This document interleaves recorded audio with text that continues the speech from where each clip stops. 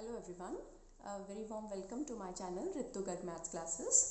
In this video we are going to take up the topic of transportation problems to be solved with the help of lowest cost entry method or matrix minima method. Lowest cost entry method, LCEM. This is a very important question in the university exams. Transportation problems काफ़ी frequently पूछी जाती हैं आपसे. Supposingly this is a transportation problem given to you. Different warehouses have their corresponding demand. So this is the demand and these are the plants of a factory which have their supply given. We have been given some units here. You can see these are the transportation costs per unit. तो ये जो आपने लिख लिए इस तरह से blocks में ये ट्रांसपोर्टेशन कॉस्ट है. This much data is always given in the question and the question says find the minimum transportation cost. One of the methods is northwest corner method, which we have already discussed in our previous video. I will be giving its link in the description box, and now we are going to solve the same question with the help of a different method, that is lowest cost entry method or matrix minima method. As the name suggests, lowest cost. So we will start with the cell with the lowest cost. ऐसा cell ढूंढना है आपने जिसमें lowest cost हो. So this is 1. Transportation cost is ₹1 per unit. This is the lowest. पूरे सारे figures में से ये सबसे lowest है. For this cell, look for the row and the column. इस सेल के लिए रो की एंट्री जो है सप्लाई जो है वो है 40 यूनिट्स और डिमांड जो है वो है 80 यूनिट्स. आपको इन 40 और 80 में से जो लीस्ट वैल्यू है that has to be picked up. So 40 और 80 का मिनिमम आ गया 40. When you write down a value then you have to see which row और column is exhausted. 40 this matches. It means ये 40 पूरे कंज्यूम हो गए, सप्लाई हो गए, तो ये पूरी रो आपके पास एग्जॉस्ट हो गई. सो इस रो में आप कोई और एंट्री नहीं डाल सकते. रो एग्जॉस्ट हो गई, पूरी सप्लाई कंप्लीट हो गई, जस्ट क्रॉस इट. एंड साथ ही साथ ये 80 यूनिट्स की जो डिमांड थी इसकी उसमें से भी इसके 40 इसको मिल गए. सो 80 माइनस 40 इज़ 40. यहाँ पर आपको वापस जितने बच गए यूनिट्स वो आपको सॉल्व करके लिखने हैं. अब let's come to the next higher value. 1 जो थी वो मिनिमम कॉस्ट थी, लोएस्ट कॉस्ट थी. 1 के आगे आप एंट्री देखोगे यू कैन ईजिली सी 2. जो ₹2 का कॉस्ट है ट्रांसपोर्टेशन कॉस्ट का वो 2 सेल्स में प्रेजेंट है, out of which 1 cell is already exhausted. तो आप यहाँ पे तो कुछ दे नहीं सकते हो. Obviously you will fill the value over here. अगर ये भी ब्लॉक खाली होता तो you could have chosen anyone. आप आर्बिट्ररी कोई भी चूज कर सकते हो, no problems. But since this is already exhausted so I will come to this block. For this cell I will choose the supply of 100 units and demand for 50 units. So out of this 100 and 50, इस cell के लिए supply 100 और demand 50 में से आपको choose करना है minimum. 50 और 100 में से मिनिमम आ गया 50. ये 50 यूनिट्स आपने यहाँ एलोकेट कर दिए. साथ के साथ आपको देखना है कौन सा रो या कौन सा कॉलम एग्जॉस्ट हो गया. 50 complete. So this whole column is exhausted. ये पूरा कॉलम एग्जॉस्ट हो गया, इसमें आप और कोई एंट्री नहीं डाल सकते. अब रो पे आते हैं.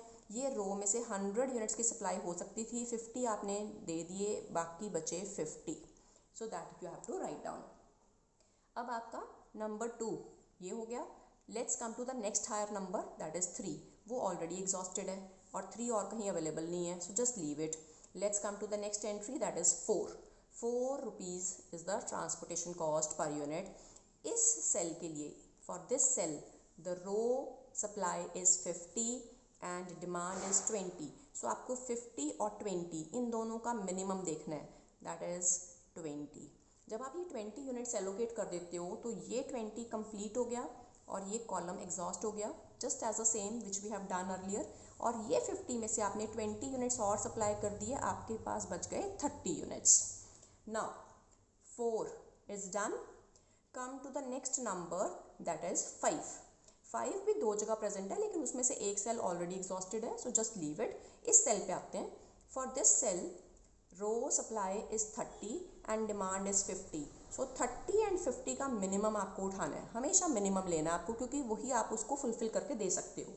30 आपने यूनिट्स यहाँ सप्लाई कर दिए, 30 के 30 कंप्लीट हो गए और यहाँ 50 में से 30 हो गए तो 20 की डिमांड रह गई आपकी. So साथ के साथ आपको देखना है कि ये 30 जब कंप्लीट हो गए तो ये रो भी एग्जॉस्ट हो गई। So you have to take care कि साथ के साथ जो रो या जो कॉलम एग्जॉस्ट हो रहा है। अब आपके पास नंबर 5 हो गया। Let's take the next higher number, that is number 6। इस सेल के लिए सप्लाई है 60 और डिमांड जो बाकी बची है वो है 40 यूनिट्स।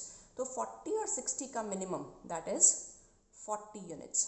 जब आप ये 40 यूनिट्स इसको एलोकेट कर देते हो, ये 40 कंप्लीट हो गया, ये पूरा कॉलम ऑलरेडी ख़त्म है, और ये 60 में से भी आप 40 दे रहे हो, तो आपके पास रिमेनिंग बच गए 20। 6 के बाद हायर नंबर 7 वो ऑलरेडी एग्जॉस्टेड है। Next higher number is 8। For this cell supply is 20, demand is 20। ये आपका फाइनल कॉलम बचा है, यू कैन सी। यहाँ पर आकर आपको सप्लाई एंड डिमांड हमेशा बैलेंस्ड मिलनी चाहिए, that means you are doing correct.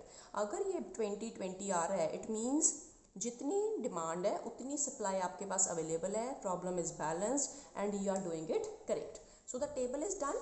Now we are coming to minimum transportation cost, जो आपको एक्चुअली बतानी है कि उस कंपनी को ट्रांसपोर्टेशन कॉस्ट जो है, खर्चा जो है वो कितना पड़ रहा है।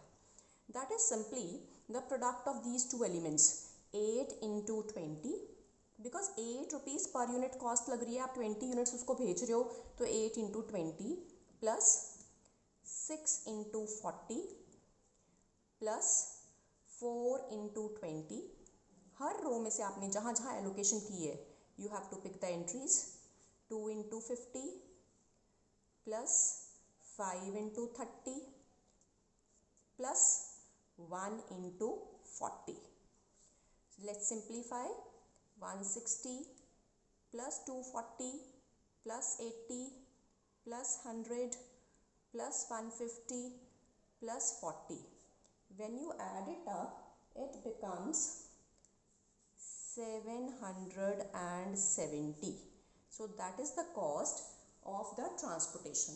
This is a very interesting question and it's very scoring also. So I hope you have liked my video. I hope you are clear with the concept. So please do share with it to your friends and don't forget to subscribe to my channel. Thanks for watching.